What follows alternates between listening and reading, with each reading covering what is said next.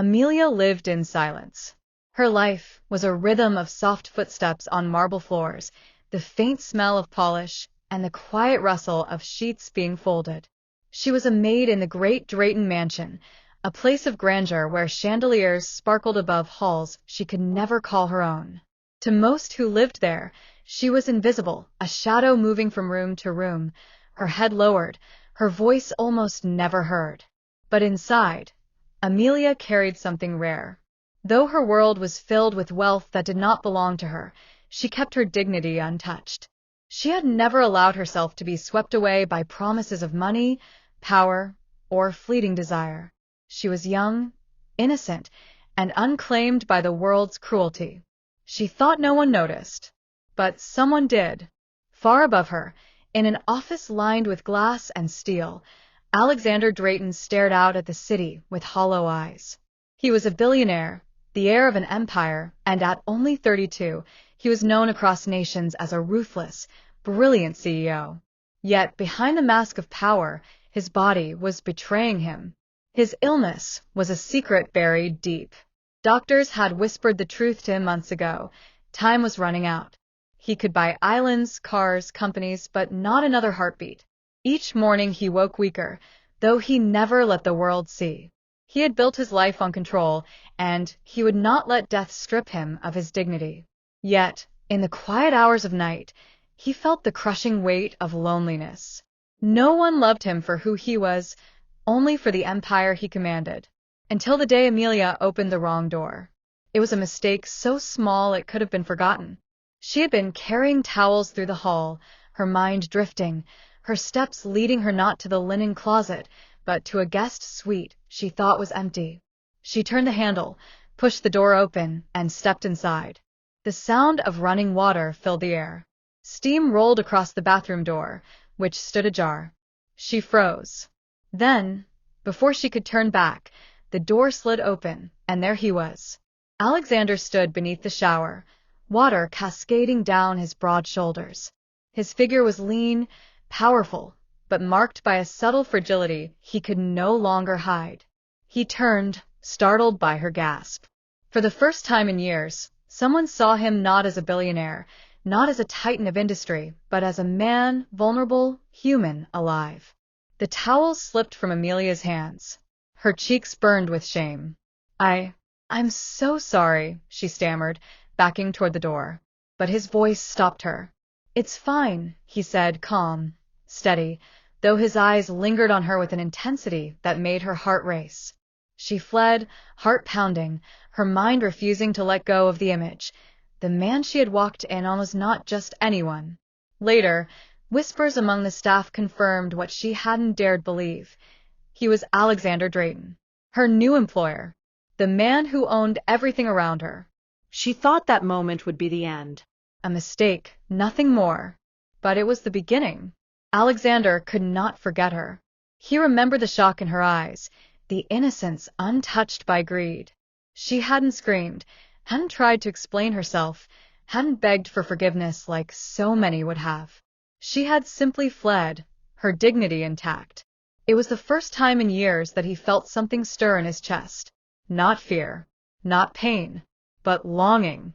In the days that followed, their paths crossed again. Amelia, nervous and shy, kept her distance, but fate seemed determined to draw them together. A glance in the hall, a brief exchange of words in the kitchen, a moment where she offered him a glass of water when no one else dared disturb him. Each time, Alexander felt the same pull. She was different. But Amelia could not understand why the man of such power noticed her at all. She tried to convince herself it meant nothing. He was the CEO, untouchable, destined for boardrooms and headlines. She was a maid, unseen, replaceable. Yet, when his eyes met hers, she felt the truth: he was watching her. And soon she learned why. One night, Amelia was cleaning near his office when she heard a sound, a sharp cough, followed by silence. Worried, she stepped inside, only to find Alexander slumped in his chair, pale, his hand trembling as it gripped the edge of the desk. "Sir," she whispered, rushing to him. He tried to wave her off, but his strength failed. For a moment, She saw not the billionaire, not the powerful CEO, but a man broken by illness. She fetched water, steadied him, and stayed until the color returned to his face. It was then that he looked at her with eyes stripped of pride. "You saw too much," he said softly. She shook her head. "I only saw a man who needs help." That night, Alexander realized he could not keep his secret from her. And Amelia realized that behind his wealth, he was as fragile as anyone else. From then on, their connection deepened. She became the one he trusted, the one who knew the truth. Late at night, when the mansion was quiet, he would find reasons to call her. Sometimes just to talk. Sometimes to sit in silence. He told her things he had never told another soul. How money could buy loyalty, but never love. How the empire he had built felt like a cage. And how every morning he woke, he feared it might be his last. And as she listened, Amelia's heart ached. She had never imagined that a man with everything could feel so empty. Then came the confession. One evening, as the city lights burned beyond the glass windows, Alexander spoke with a voice heavy with desperation. "Amelia," he said, "I don't have much time left." Her breath caught. She wanted to deny it, to believe he was strong enough to conquer anything. But his eyes held the truth. "I have wealth beyond measure," he continued, "but none of it matters. Not if I die having never known what it means to be truly loved. I don't want passion. I don't want pity. I just want one night with you. Not to take, but to hold.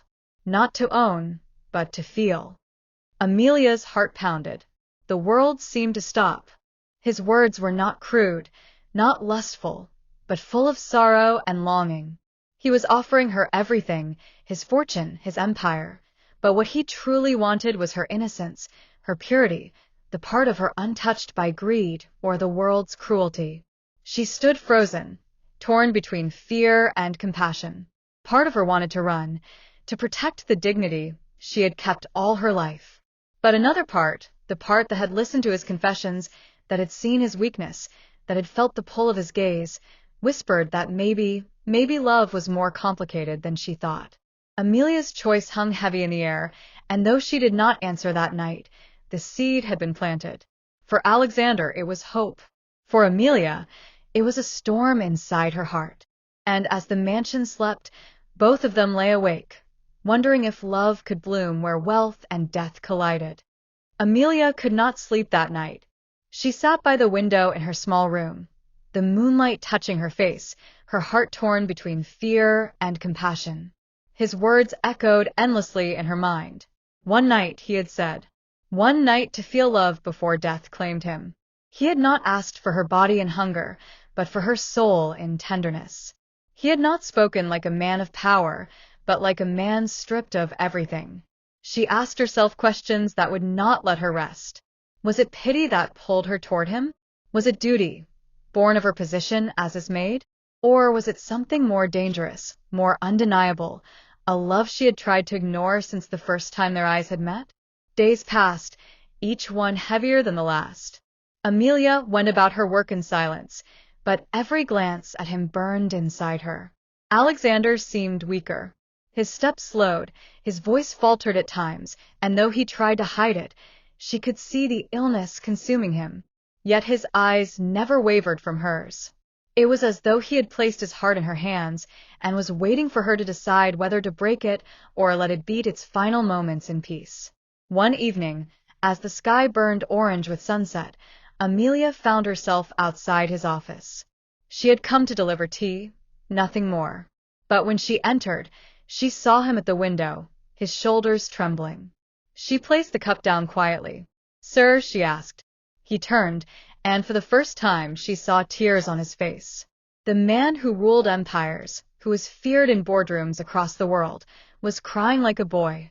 "I've lived with power," he whispered, "but I will die with nothing if I die alone." The sight broke something in her. Without thinking, she stepped forward and laid her hand gently on his arm.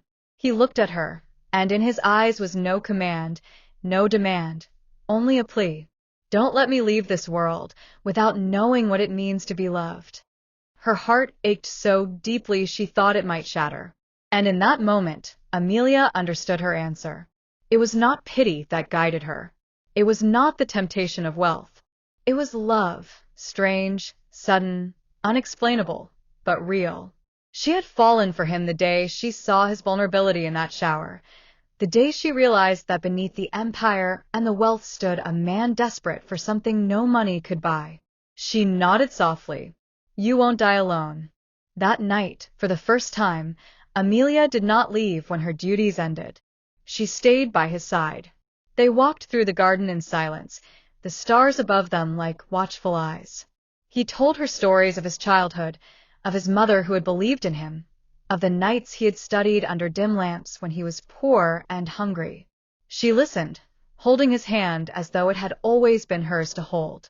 Later, in the quiet of his chamber, they sat together on the edge of his bed. He was weak, but his eyes shone with a fire she had never seen before. You don't have to, he whispered, his voice trembling. I know, she said, but I want to. And so their final night was not one of passion, but of closeness. He held her in his arms, his lips brushing her forehead, his hands trembling as though he feared she might vanish.